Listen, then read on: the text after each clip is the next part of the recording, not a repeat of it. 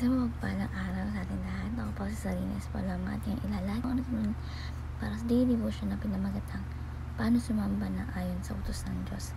Yung concept natin ngayon is charismatic. The scripture natin ngayon is Mark chapter 7 verse 6 to 7 na sinasabi, He replied, Isaiah was right when he prophesied about you hypocrites, as it is written, These people honor me with their lips, but their hearts are far from me. They worship me in vain. Their teachings are merely human rules.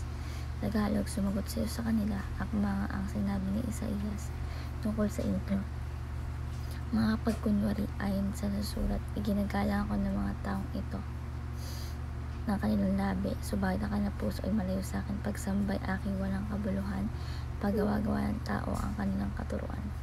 So yung teaching natin ngayon is number 1, worshiping God involves the intellect. So yung tunay na pagsamba ay hindi lamang sa isang emosyonal na karanasan, kundi isang may marami na pag-unawa sa kung sino ang Diyos. No? Dapat natin kilalanin at alamin ang kanyang katotohanan upang siya'y sambahin ng tama. So, worshiping God involves the intellect. Number 2, worshiping God involves the emotion. So, yung pagsamba natin ay hindi dapat walang buhay, no? Dapat itong manggaling sa isang puso nagmamahal at nagpapasalamat sa Diyos. Yung tunay na pagsamba ay may kasamang damdamin ng paghanga, pagpapakumbaba, at syempre kagalakan. So, worshiping God involves the emotion. And last is, worshiping God involves action.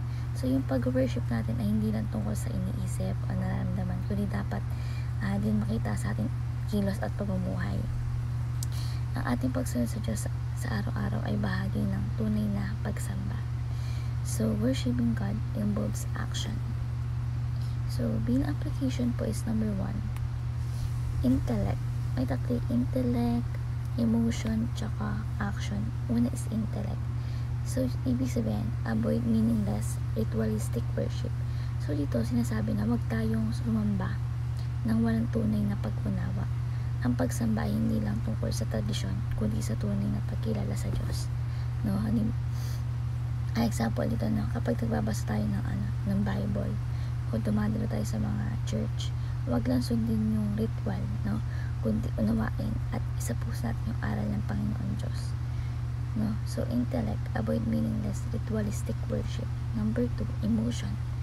Worship God from the heart. So, yung pag-worship natin, dapat mula sa pusong may pagmamahal at pagpapasalamat sa Diyos. Hindi lang dahil ito ay isang obligasyon mo bilang manampalataya, no? Kundi dapat may puso, pagmamahal at pagpapasalamat. So, di ba tayo kapag umaawit ng papuri sa Panginoon Diyos, huwag lang bigkasin yung mga salita. Unawain natin at damin natin yung mensahe ng awit. Awit, no? So, emotion, worship God from the heart. And last is action. Change your patterns and habits. So, dito sinasabi na ang tunay na pag-worship ay hindi natapos sa loob ng simbahan.